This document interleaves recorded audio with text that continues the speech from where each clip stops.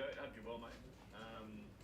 Just take us through what the last couple of weeks have been like. We saw the pictures of you and your Villa teammates standing around watching at a end of season function, the game that qualified you guys for the Champions League. It looked like a good night. What was it like to be part of that so soon into your Aston Villa journey? Hi, mate. Very well, thank you. No, it was quite surreal, I think. Everything happened really fast for me through January and being at the Asian Cup and, coming out of that, belonging to a different club and having to transition and move, to the other side of the world. It all happened quite fast, and then to go straight into a team that was seriously competing in the Premier League and also playing in the Conference League as well and fighting for a trophy there. It was amazing to be involved and to learn off the players and the staff as well and the style of play, and it's been a big adaptation period for me, but I think to see the celebration and the joy of the boys who have been working effortlessly since really July of last year to achieve that goal, and the managers, that's been the real focus, is to make into the Champions League. That's been the goal since the start of the season, from speaking to a lot of the boys there. So to see the joy of them celebrating that, and I guess to have the whole club there on the awards night was very special.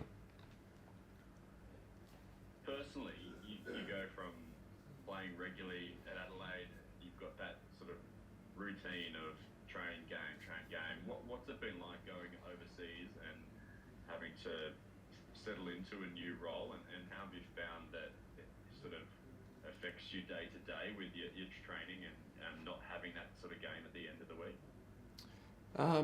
I guess I've been in a similar position before. It probably takes me back to when I first started my career, and I was at the Central Coast Mariners, and then I spent a year at Melbourne City, and I was in a similar position. I was a number 3. I was working on my craft. I was trying to get better every week, and instead of having one game at the end of the week to aim on like I did at Adelaide, every training session is like a game for me, because it's a opportunity to perform at a high level and to try and get better. And I guess there's probably not a bigger jump you can make in the football world than from Australia to the Premier League.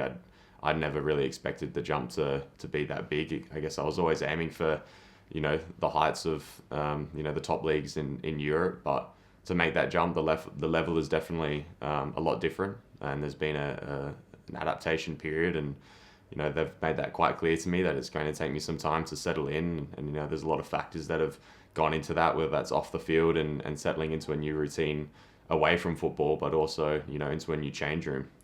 So it's been challenging in some ways, and definitely hasn't been easy adapting to the level and finding my routine, but definitely as my time's progressed and the last sort of few weeks, probably 6 to 8 weeks of the season, I felt much more settled and felt like I was able to really be myself and express myself on the field, and that the adjustments that they've made to me as a goalkeeper, I was starting to feel that improvement, and it's all started to click. Marco?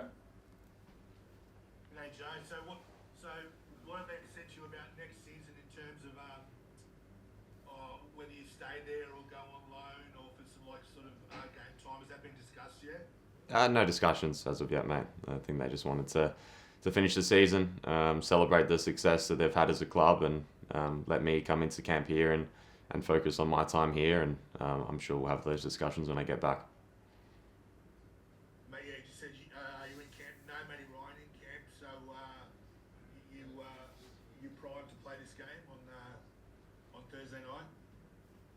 I'm ready to play if called upon, but every camp is another opportunity. It doesn't change with Matty in or out of camp. Every time I step into camp, it's an opportunity to show the progressions that I'm making and the development I'm making in my game, and that doesn't change now. I'm in camp with 2 other experienced goalkeepers who are probably eager to play minutes for the Socceroos as well. Not probably, I know they definitely are. So for me, it doesn't change. It's an opportunity to come in and show my level and the improvements that I've been making at Villa with their support and development over there, and now come into here, and I'm obviously aiming to play. It was the same when Matty was here, and I don't think anyone would want it any differently. Everyone's aiming to play, And then at the end of the day, the coaches make the decision, and we support everyone with that. Jack?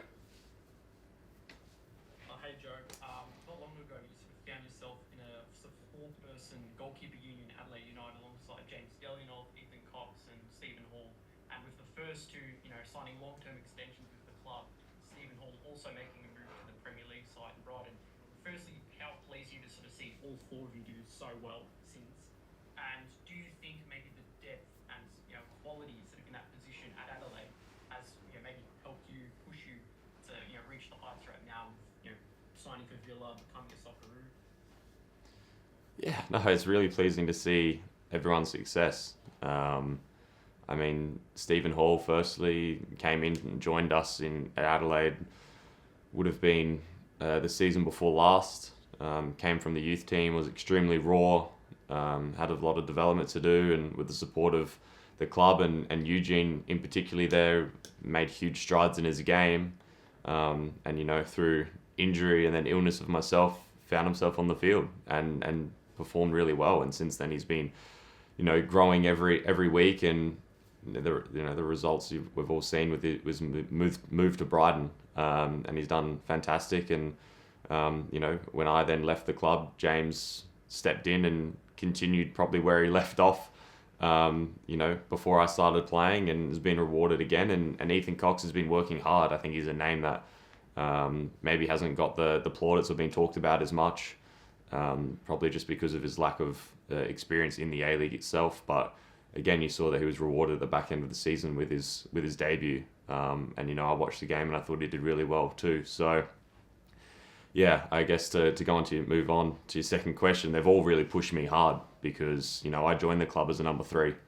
The season started and I wasn't in the squad, and there was boys in front of me that forced me to work really hard to chase myself, to climb up the pecking order, and then I made my way onto the bench, and then through injury I was playing. So then there was a little battle with me and James, and every week we're working extremely hard to push one another, and it's all in good spirits like it always is with the goalkeeper union that everyone speaks of. But no, I think the role that they all played in pushing my level, and then when I was playing, they were chasing me, and I had to maintain my level and my standards and continually improve because they were always pushing me. And you've sort of found yourself, obviously there, you pushed your way into the number 1 role. You've sort of found yourself now back, obviously, as that number 3. However, this time you're behind some of the best goalkeepers in the world, Emi Martinez, an Argentinian national, Robin Olsen, a Swedish national goalkeeper. How have you sort of found playing alongside and training alongside these world-class goalkeepers, and what have maybe been some of the key things you've sort of picked up from their games? It's not been too different to working with anyone else. I mean, yes, these guys are world-class goalkeepers, but at the end of the day, we're just all human beings. We're just all regular people that like to enjoy goalkeeping. We're all a little bit crazy in that regard, and we enjoy having balls smashed at us every day, but we enjoy having a bit of banter, having a laugh. But also they've both been very good with their time since I've been at the club, and offering advice throughout the training session when I might be finding things a little bit difficult, or certain players all the players are very good with their finishing, so offering little tips on how we can make it more difficult for them. So they've been really good, mate. And I guess, like I said earlier, it's been a bit of a transition coming from playing every week to them being a number 3, but it's a position I've been in before. So I really enjoy making those developments each day and each week, and really just working and focusing on working on my craft. Luke, come back to you.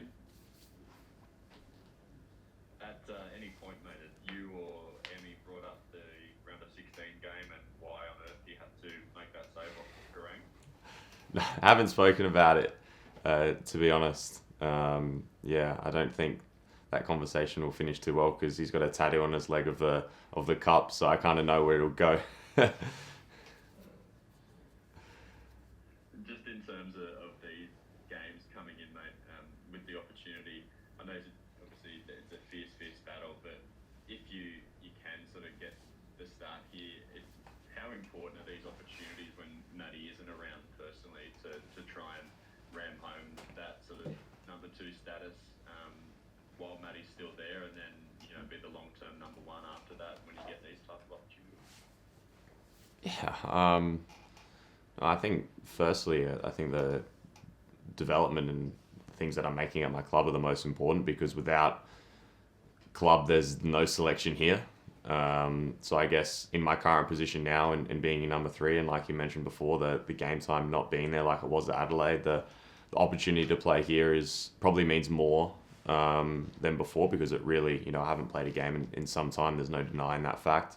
That doesn't mean I'm not ready when called upon. But no, I think I'm very eager to get the opportunity here, like you said, whilst Matty isn't in camp, to try and cement myself in the squad. I'm very proud to be here, and I've had some camps back to back now, so it's nice to be here consistently, and I feel extremely comfortable within the group, and it's always just such a buzz when I come into camp, and since moving overseas to be back surrounded by Aussies is really nice. So I'm looking forward to hopefully getting on the park and getting the opportunity that I've been craving really since coming in and making my debut in March of last year, to get that taste of putting on the Australian kit. It's a real buzz and such an excitement, and to represent your country is what you dream of as a young kid. So I'm looking forward to it, hopefully continuing this camp. Marco? Joe, is the goalkeeper coach at Villa Francisco, Garcia, is that his name? Yes. Yeah, well, what's he, in terms of, Eugene and Johnny Johnny Crawley, how's he different, and what's he maybe added to your game that might be, that wasn't there, in the past? He's extremely detailed. He's been working under Unai Emery for 13 years. He's worked with world-class goalkeepers at, a lot of clubs. And yeah, very, very detailed. He's trying to, use my size and my frame, and the power that I have to try and make me more explosive, react faster, cover more of the goal. But also I think, being really clean in decision making, it's something that at the highest level, these players are very, very smart. If they see you leaning or guessing, they can easily reverse the ball. If you're too low, they'll hit it above you and go high. If you're too high, they'll hit it low. If you're moving, they'll hit it while you're moving. They're very aware of you as a goalkeeper, and they really take that into consideration, your positioning and where you are in the goal, and how you're set if you're not set. So I think really clean decision making, making sure I'm still when the ball is struck, so that I can use the frame that I have to react as fast as I can. And I think that's been a big step up since moving from the A-League. I've really found it over the first few months that the quality of the boys and their awareness on the field, they were making me look quite silly at times. So I guess that transition has been the biggest focus for them, and they've said to me it would take time. It takes time to get used to this level and the quality that these boys have. But I guess also the requirements of the goalkeeper within our structure with the ball at their feet is something that's very, very important for our style of play.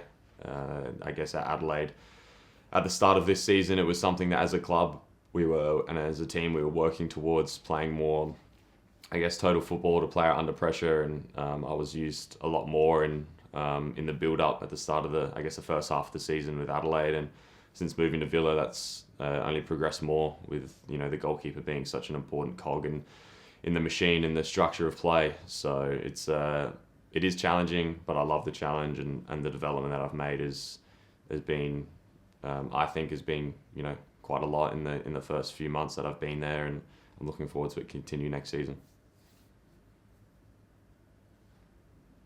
And mate, you would have seen Nestor in camp. How's he settled in? And have you been having any chats with him? Yeah, no, it's nice to see Nestor. It's nice to see a familiar face, and someone I guess I've watched his progression through Adelaide very closely, being there and now from afar for the second half of this season. But it's great to see him. It's great to see him in camp. He's someone that has such an impact on games, and I know that Arnie will be looking to use him to have a similar impact, in these upcoming games the next 2 weeks. Sorry, Channel 10, I'll come to you. Apologies, I thought it was just a record, so please jump in.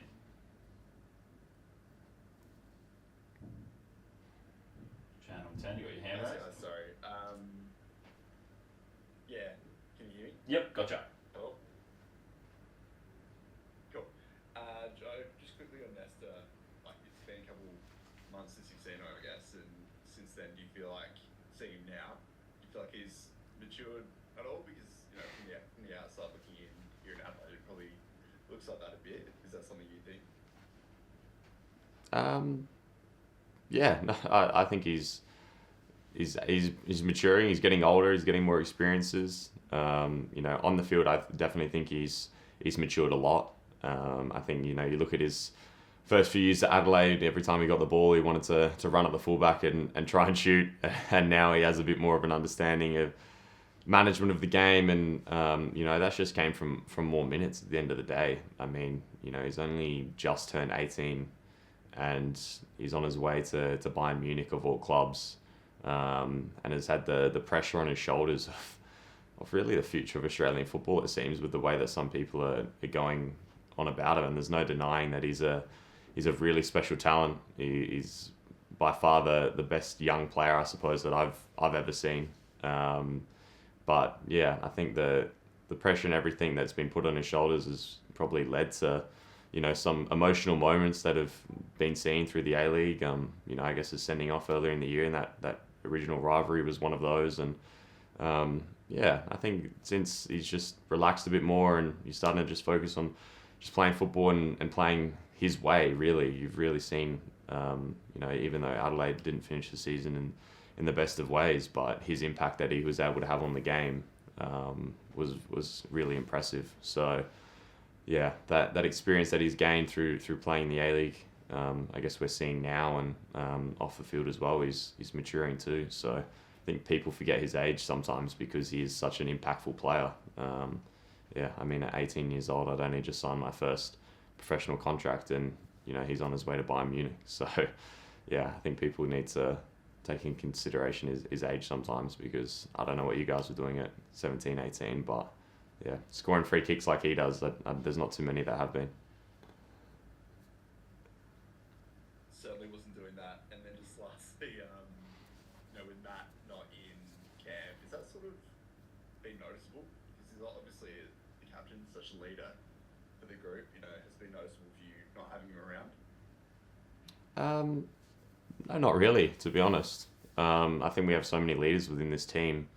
There's a lot of experienced players that have been in camp and around the Socceroos for a long period of time. So we have quite a few leaders in here, and it's such a tight-knit group already. Even with new faces coming in, just gelled in really easily. And even the younger players, I suppose, there's a few that you would consider younger but have still been in the Socceroos for a few years now. So there's plenty of leaders within this team.